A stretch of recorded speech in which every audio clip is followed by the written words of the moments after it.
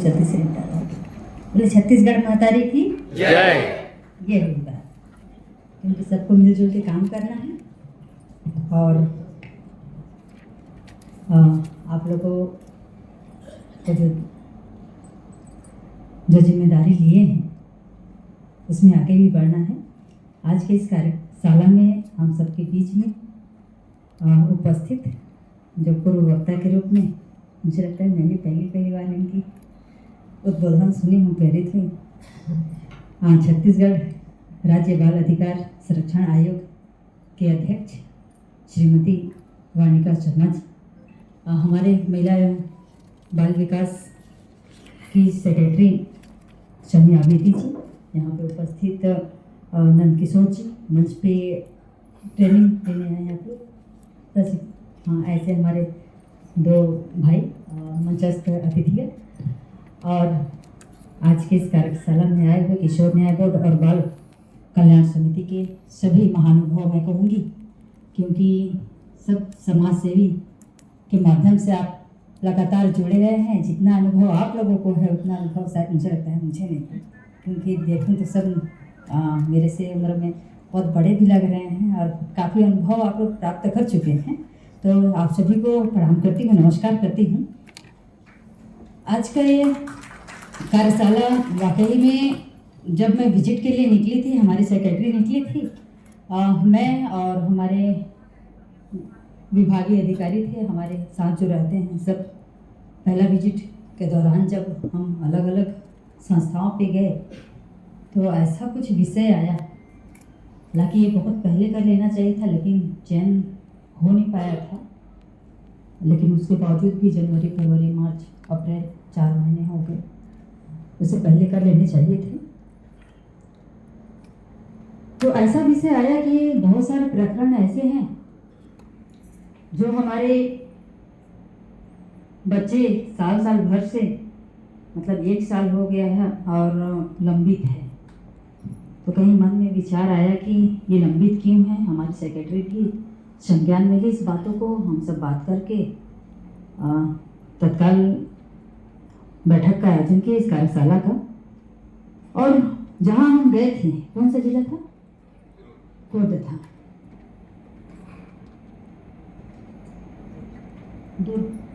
दुर्ग। हाँ, तो वहाँ गए हुए थे तो बच्चे, बहुत सारे बच्चे तो आ जाते हैं किशोर न्याय बोर्ड में, लेकिन ऐसा भी विषय रहता है कि इतने कम उम्र के बच्चे ऐसे ऐसे हरकतें करते हैं।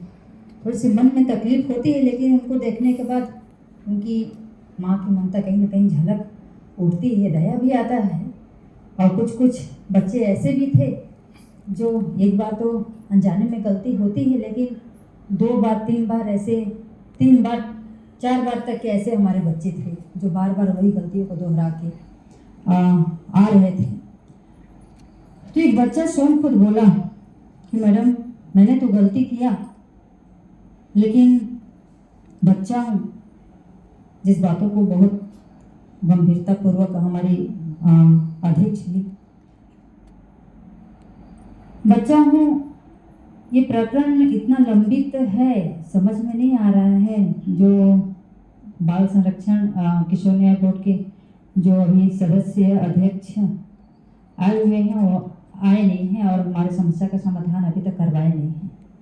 भाई हम तो चाहते हैं कि जैसे हमारी दीदी, हमारे बाद सेक्रेटरी के बाद आयोग के अध्यक्ष के बाद आप लोग इसको बांटने का प्रयास किए हैं, विभाजन करने का प्रयास किए हैं कि हमारा काम हल्का हो, ताकि हम और अच्छे से और बेहतर काम कर सकें। इसलिए छोटे टुकड़ों में कार्य में गति देने के लिए ये सब आयोग, ये बाल कल्याण समिति किशोर न्याय बोर्ड का बनाया गया है। और इसमें कहीं ना कहीं मुझे लगता है कि जो प्रकरण है बहुत ज़्यादा है। किशोर न्याय बोर्ड के 5708 प्रकरण और बाल कल्याण समिति के 3880, सही कह रही हूँ? अब ये कब तक के हैं, क्या हैं, जैसे नंद किशोर जी बता रहे थे कि ये 4 महीने के अंदर 4 महीने के अंदर इसको पूरी तरह से जैसा प्रकरण वैसा समाधान करने की व्यवस्था होती है। और जो एक विषय आया कि कोई सदस्य नहीं है, कोई अध्यक्ष नहीं है, कोई कोर्ट में बैठा नहीं है, मतलब सब जो छितिर बितिर अपन जो देहाती भाषा में कहते हैं या हिंदी भाषा में जो भी है, एकदम अस्त व्यस्त हो गए हैं। हम शायद इसको प्राथमिकता नहीं दे पा रहे हैं, इसलिए मुझे लगता है या हम इसको गंभीरता पूर्वक नहीं ले रहे हैं इसलिए। क्योंकि अगर ऐसा होता, अगर हमारे घर का कोई विषय रहता है, कुछ प्रकरण रहता है, मैं जो इन 1.5 सालों में जो समझी हूँ, अगर जमीन से विवादित, क्योंकि अब जनप्रतिनिधि होने के नाते क्षेत्र में जाते हैं तो जमीन की समस्या बहुत ज़्यादा आती है, तो कुछ प्रकरण ऐसे रहते हैं जो बार बार पेशी जाना पड़ता है और उस डेट में जाते हैं। तो एक डेट निर्धारित हो, डेट निर्धारित में जो भी स्थिति परिस्थिति जो भी हो, आप लोग वहाँ उपलब्ध हों और उपलब्धि के साथ उस समस्या को, हालांकि ये तो कोर्ट ही करेगा, मतलब अलग अलग चीज़ अलग अलग जगह पे होना है, लेकिन आपसे आप लोगों का सामंजस्य बैठक ये निर्धारित होना चाहिए। आज वो नहीं है, आज सदस्य नहीं है, आज अध्यक्ष नहीं है, आज कोर्ट के अध्यक्ष नहीं है, मतलब कई प्रकार की जो बातें आ रही हैं ये नहीं होना चाहिए। अगर ऐसे होते रहेंगे तो इतना बड़ा जो लंबित प्रक्रिया, लंबित केस है, प्रकरण है, वो कभी भी समाधान नहीं होगा। अगर ऐसे हम करते रहेंगे, ऐसे हम छितिर बितिर होते रहेंगे, अस्त व्यस्त होते रहेंगे, तो कभी इस समस्या का समाधान नहीं होगा। तो इसको हमें गंभीरतापूर्वक लेनी चाहिए और मैं मानती हूँ कि गंभीरतापूर्वक आज की इस कार्यशाला में प्रशिक्षण देने के लिए आए हैं, लेकिन बहुत सारे प्रशिक्षित लोग हैं जो मुझे दिख रहे हैं।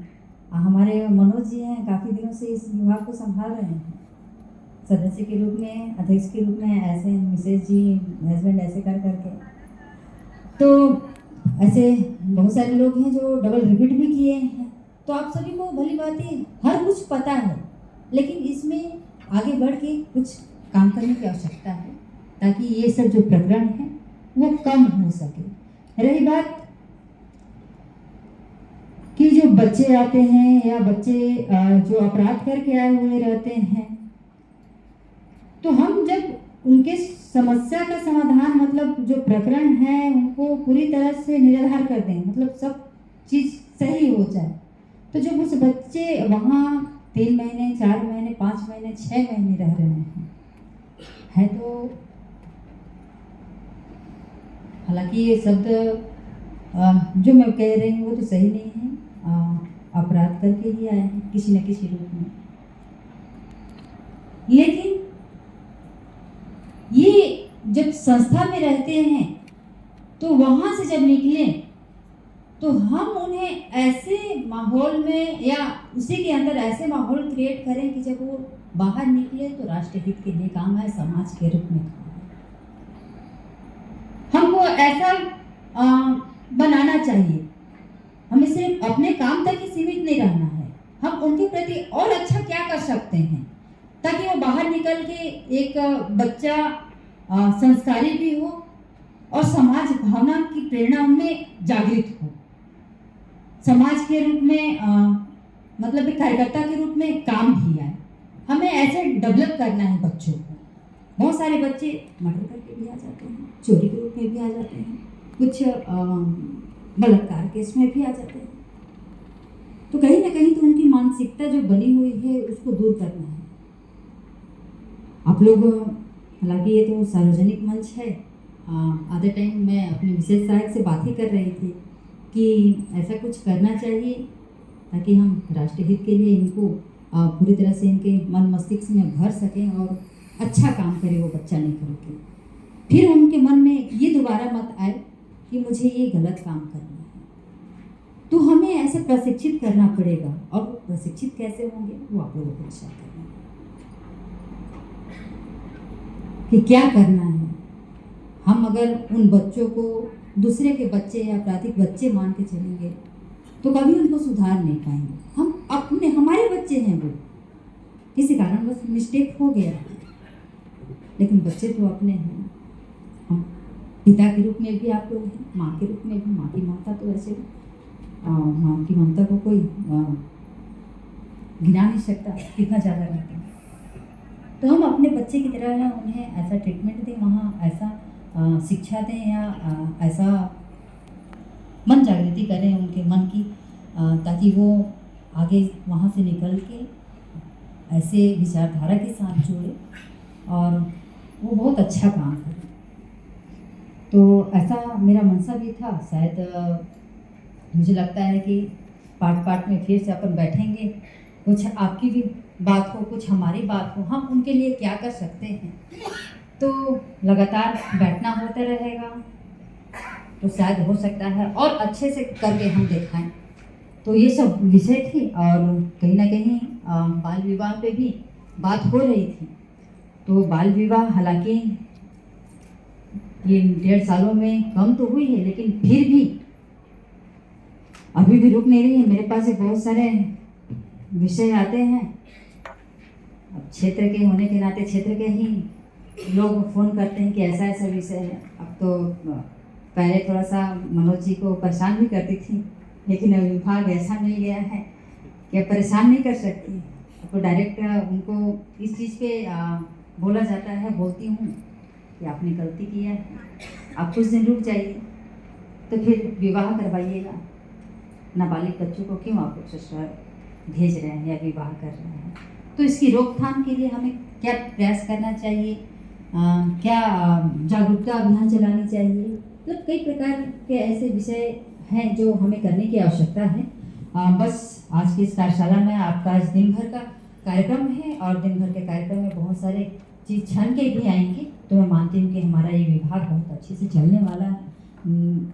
1.5 साल बीत गया है, आप लोग का तो 3 साल का ना।